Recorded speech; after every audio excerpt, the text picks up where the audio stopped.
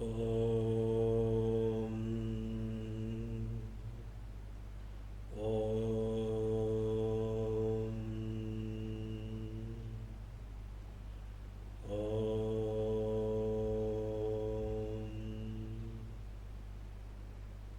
Sadashivasamarambham Shankaracharya Madhyamam Asmadacharya Paryantam Vande Guru Paramparam Shruti Smriti Purananam Alayam Karunalayam Namami Bhagavatpada Shankaram Loka Shankaram Hari Om Shri Gurubhyo Namaha Hari Om. My humble pranams to all Atma Jyotis, divine light of the self. I welcome all of you to today's session of Bhagavad Gita Shankara Bhashyam. I am not a Pandita, I am not a Jnani, I am not a Guru. I am just a seeker, I am just a sadhaka. I am conducting this study hour as a means for my learning. If I make any mistakes, please forgive me. We are studying Bhagavad Gita, 4th chapter. In the 4th chapter, we have completed 8 slokas. Now we are in the 9th shloka. So, 9th shloka, 8th chapter, 4th chapter.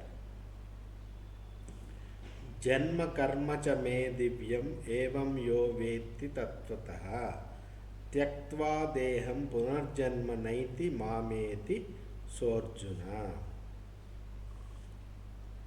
In the previous shloka, Krishna has told about he is going to take a manifestation, avatara, in every age to protect the weak, protect the sadhu purushas from the cruel people and establish dharma. So he is continuing in that. In the 9th shloka he is saying, those who know my divine birth, divine manifestation and divine action in this manner, such a person will reach me after dropping their body. They will reach me. So what is Shankaracharya's Bhashyam for this? Janma, birth or manifestation of God, is a Maya Rupam. It's a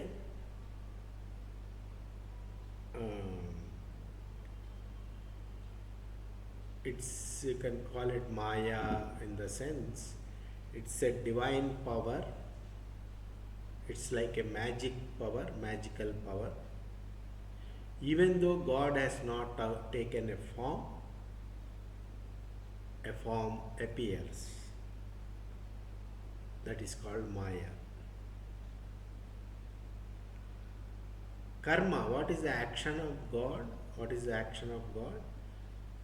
The karma of God is to protect the Satpurushas, the people who are on the path of truth, path of righteousness, who are on the path of dharma. They will be protected by God. So, the Ishvara's birth is a magical manifestation. It appears at some time, it disappears at another time, and it appears for some time to establish dharma, to protect the righteous people and protect the Satpurushas. Why it is called Divyam, divine? Because the ordinary persons are taken birth because of they are under the spell of Maya, they are under the control of Prakriti, Sattva, Rajas, Tamo gunas, born out of their karma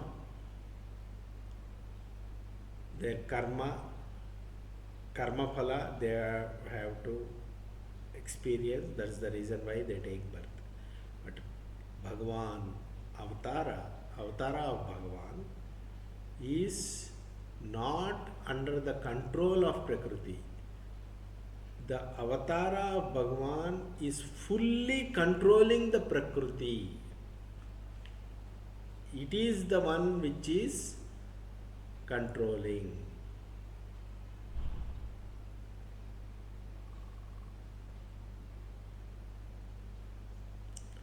Bhagavan is not under the control of Prakriti.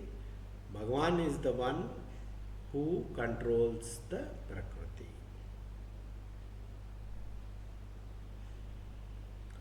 So those people who know the birth, manifestation and the action of God as divine manifestation and divine actions,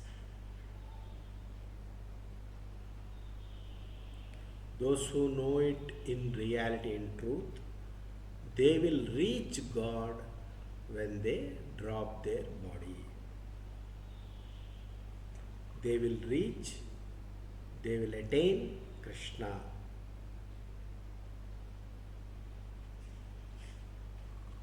They will become liberated. And this and Avatarika for between 9 and 10, this moksha marga, this path of liberation is not recently laid down. This is there from ancient days.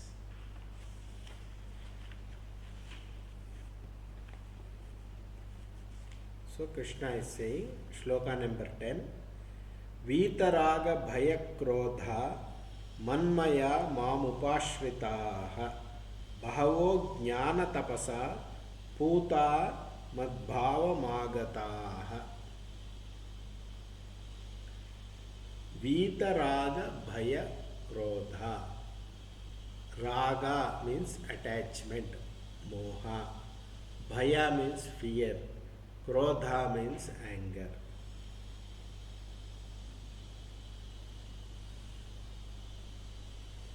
Those who dropped the attachment to samsara, fear and anger, those who are able to overcome those,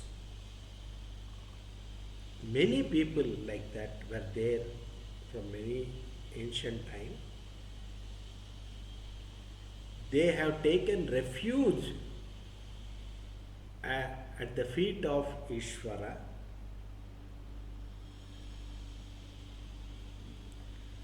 and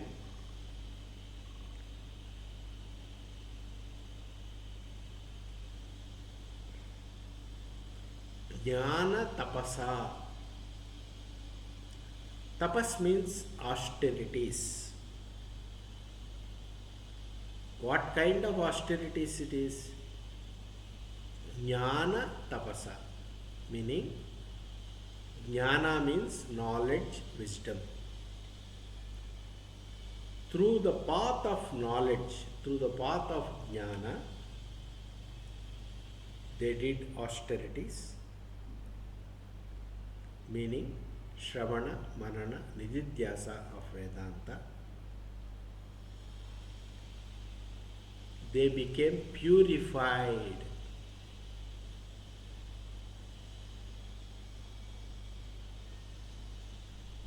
And Madbhava Magataha. They attained oneness with me. They became liberated.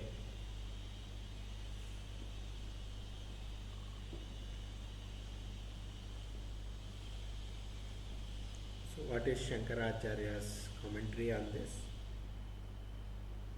Those people who have removed, dropped, transcended samsara asakti, the attachment to I, me, mine, these are my people, these are my property, this is my people, those are not my people, this kind of samsara asakti, bhaya, fear, krodha, anger, they have dropped it, they have transcended it.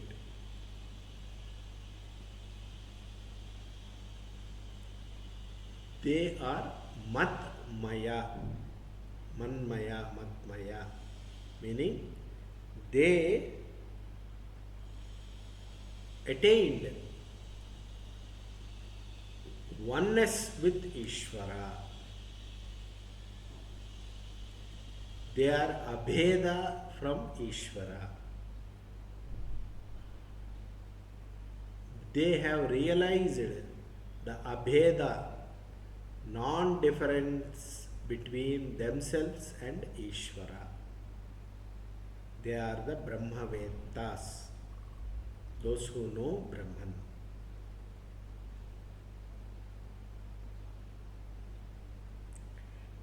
They took refuge to me, refuge with me, who is Parameshvara.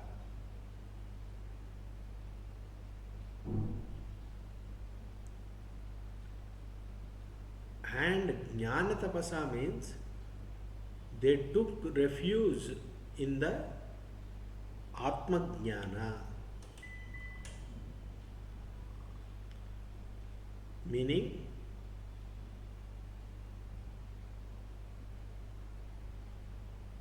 not with karma. To attain liberation, knowing about Brahman is important, not doing some ritual action. So this is the difference between Shankara's theory, philosophy and other philosophies. Shankara's philosophy says by knowledge one will attain mukti. Jnana tapasa. Krishna is also saying the same thing. Not through karma, not by rituals.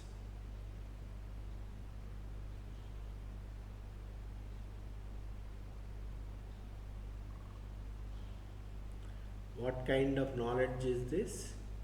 Brahma Jnana, Atma Jnana. Knowledge about Brahman, knowledge about Atman. Self, knowledge about self. They became pure, purified, Shuddha.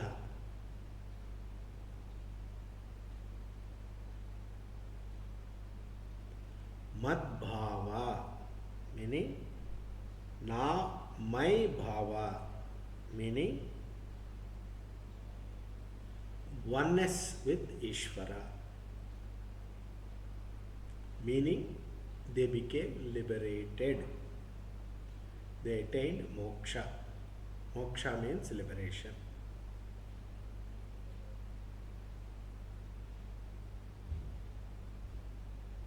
The word jnana tapasa was used to notify, to denote that what is required is a jnana nishtha. Through knowledge, through knowing, through understanding and the right discrimination alone, one can attain moksha, not through rituals.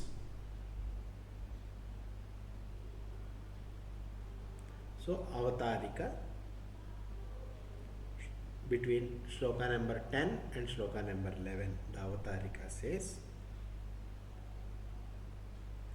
that means, O Ishvara, O God, you are partial.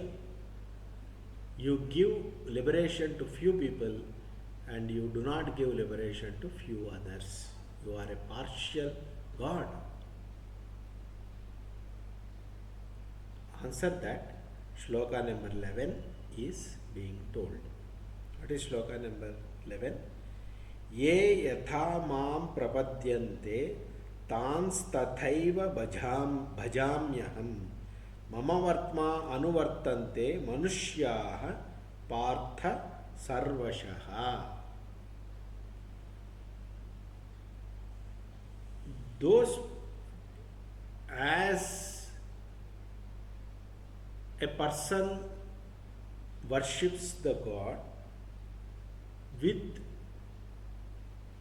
a goal, depending on their purpose, they take refuge in God.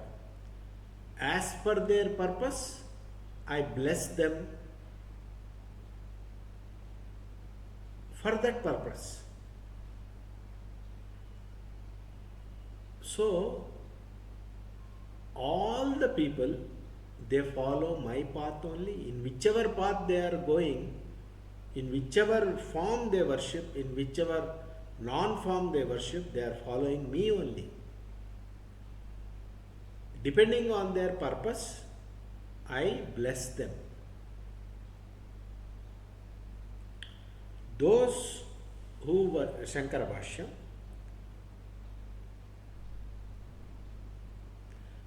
whatever be the purpose of a person's worship is, I bless them with that achievement of that purpose. Some people desire worldly benefits. Not all of them are looking for liberation. Not all of them are looking for moksha. People are looking to fulfill their small desires. Oh God, make my son pass the exam. Oh God, let me earn some money. So these are the types of prayers we have. Nobody is asking for jnana, wisdom. Nobody is asking for love.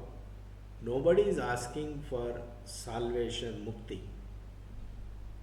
Not everyone are looking for moksha. Not only that, one important thing one has to remember is desires about the world, in the world, and desire for liberation, these two cannot go together. This is another important factor Shankaracharya brings out. If you have desires about this world, you cannot have desire for mukti. These two are opposites to each other. Mukti, liberation, moksha, these are of a transcendental nature. If you have desires, materialistic desires,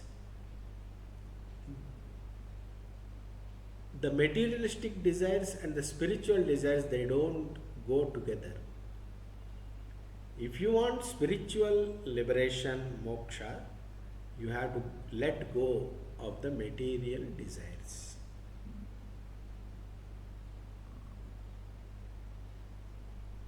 Therefore, those who have materialistic desires, I bless them with attainment of the materialistic results. Those who perform the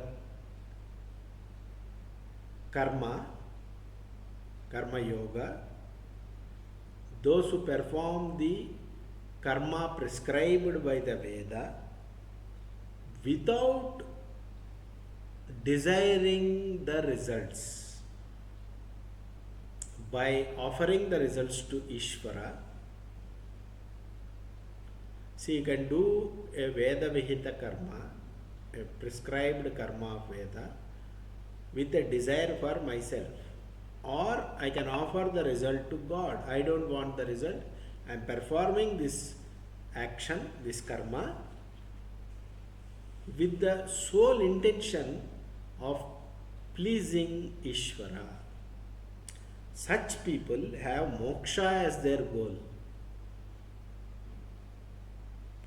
To such people I give wisdom. Krishna is clearly saying, those who have materialistic desire, those who do Veda Vihita karma for their own purpose, I want this for my son, for my daughter, he will give. So your life will be going on. But you won't get moksha. If you want to get moksha, you have to do Veda Vihita karma, keeping in mind that the phala you are offering to Ishvara.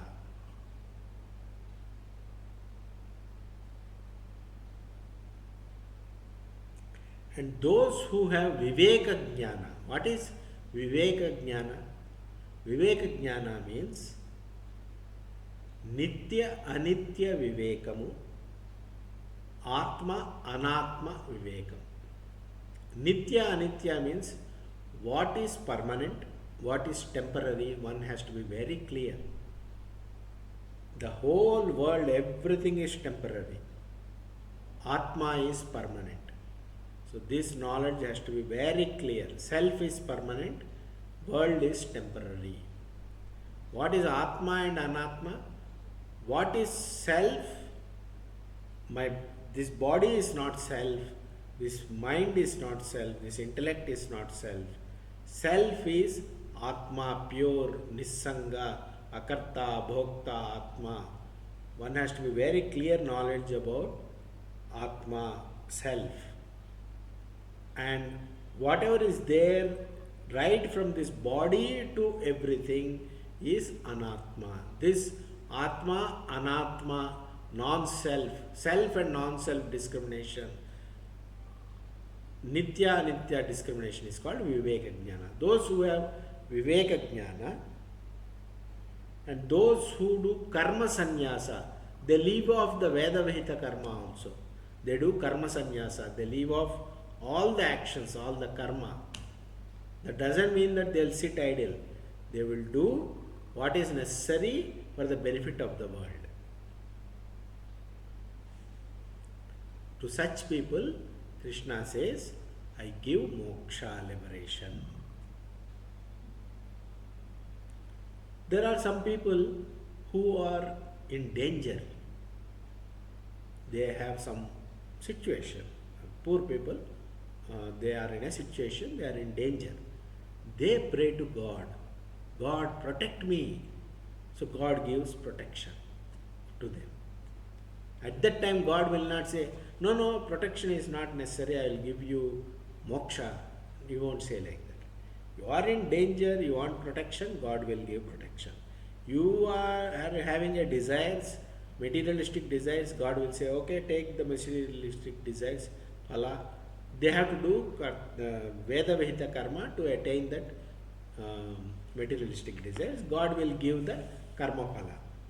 Those who are doing Veda Vihita karma to please God, to offer the fruits of results to the God, Ishvara Arpada Buddhi, those who do Karma Yoga, God gives them Viveka Jnana. Jnana He will give, wisdom He will give.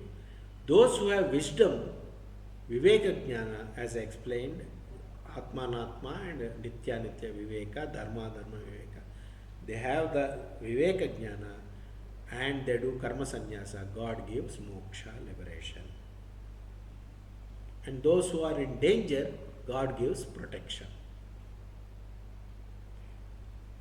Just as what is the purpose? For what the devotee is praying to God, God will grant that, bless that to that person. That is the meaning.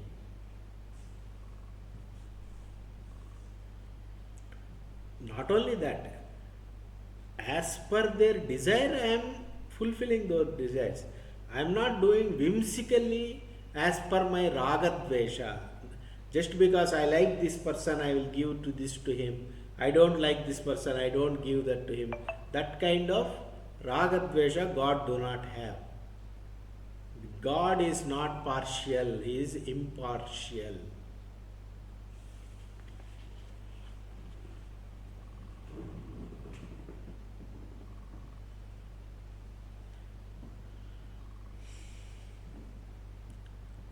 God is manifest in this universe as all the forms. He is Sakala Rupa, Vishwarupa. He is present as all the forms. Entire universe is pervaded by Ishvara. Such an Ishvara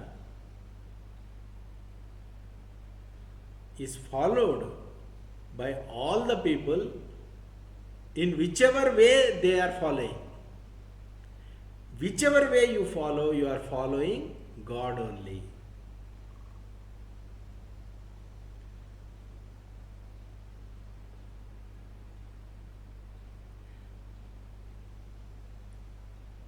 Those who pray to different gods, different angels, devatas, they are also praying to me only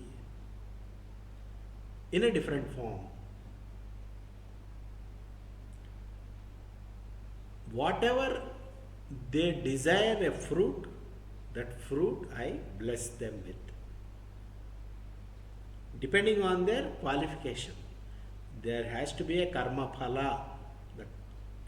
God does not give just because you pray to God, God does not give.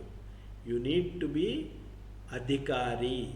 That means you must have done a karma, and karma phala has to be there. God will give that.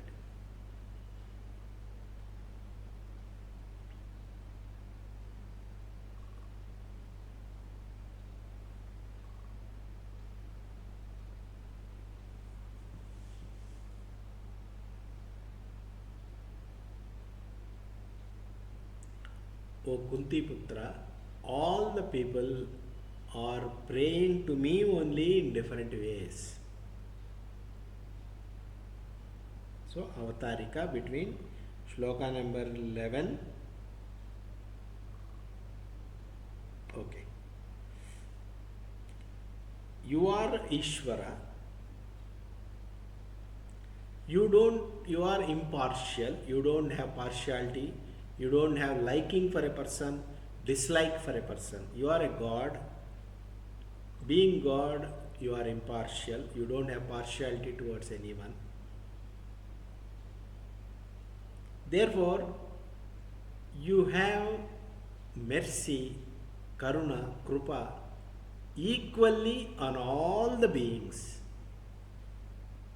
You are disposed equally to all the beings. Moreover, you are capable of giving all the results. If you bless everything, a person can get.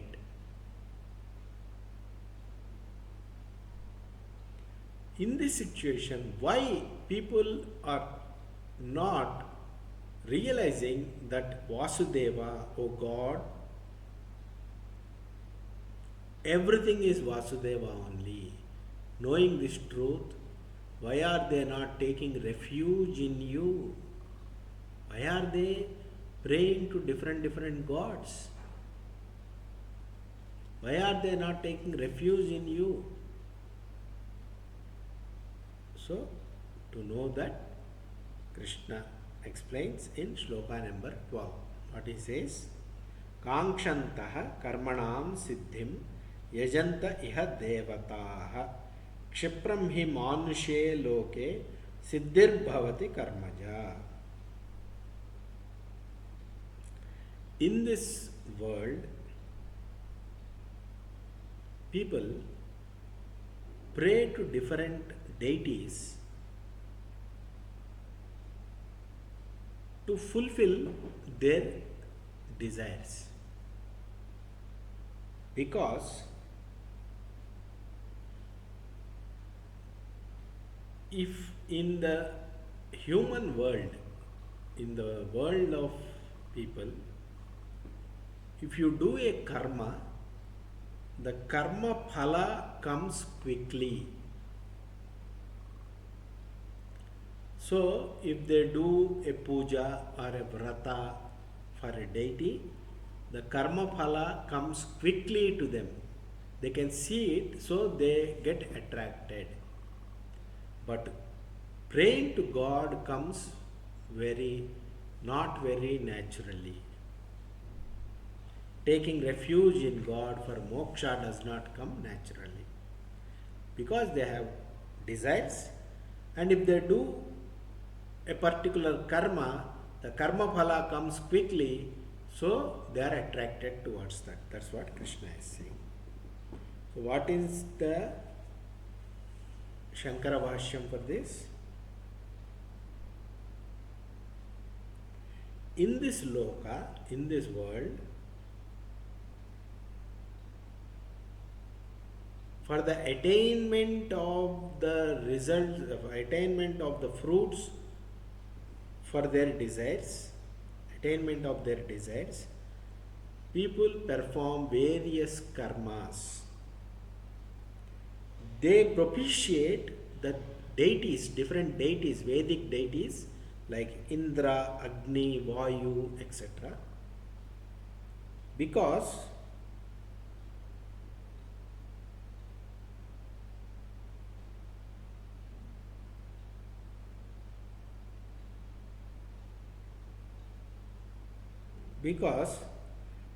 this deity is different from me and I am different from this deity,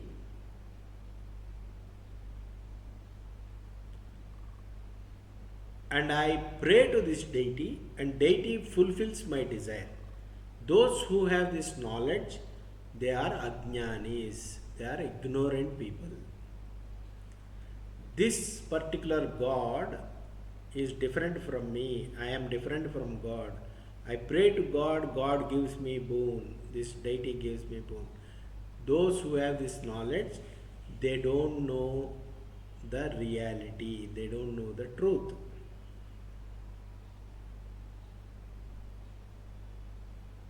In this world, there is a farmer, and farmer has an ox, bullock and other animals. They do the work of the farmer, master. Similarly, person with this kind of knowledge that deity is different from me, I am different from deity, I pray to deity, deity gives me fruits of my karma. This person is no different from that animal which does the work of a master. How does we do this? How does we know? Shankaracharya quotes a Shruti passage for this. In Brihadaranyaka Upanishad 1.4.10, what it says is, Yatha Pashurevam Sa Devanam.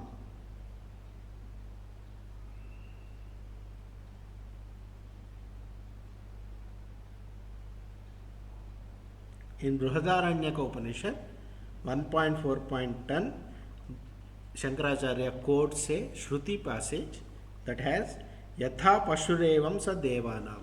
So these people are like the animals of a master, doing the work of the master, just like those who propitiate a deity and get the desires fulfilled. They are like the animals doing the bidding of their master.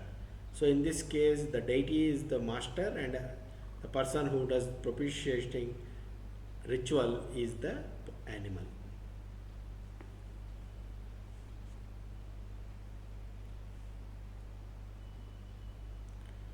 So this person will propitiate a devata, a deity, by giving havis and all.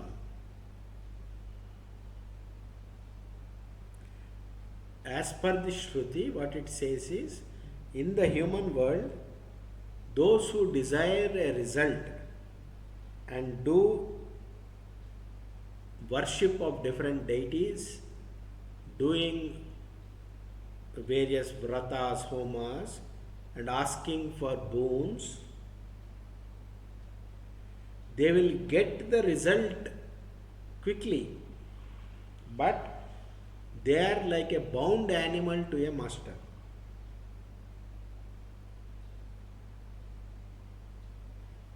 Because for a human being, the Veda Vihita karma, the karmas defined in the Vedas, are meant for human beings only. If you do those Veda Vihita karmas, you will get the result. There is no doubt about it. But it is more like you are giving havis to the Devata. You are more like a bound animal to the Devata.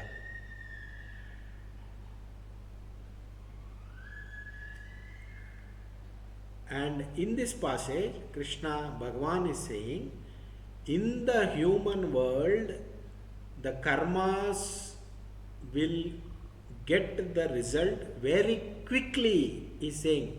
That means in other lokas also, karmas are being done, may not be quickly, but they will get. So, he is suggesting that karmas are there in other lokas also.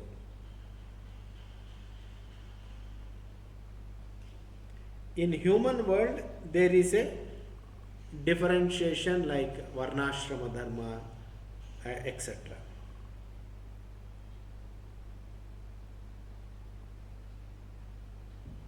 So, varnashrama, kamana, these are the adhikari.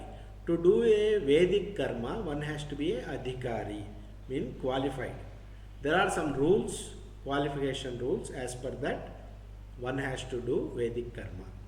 So, one is varnashrama and kamana, desire has to be there. And such people, if they perform a karma, their desires will get fulfilled.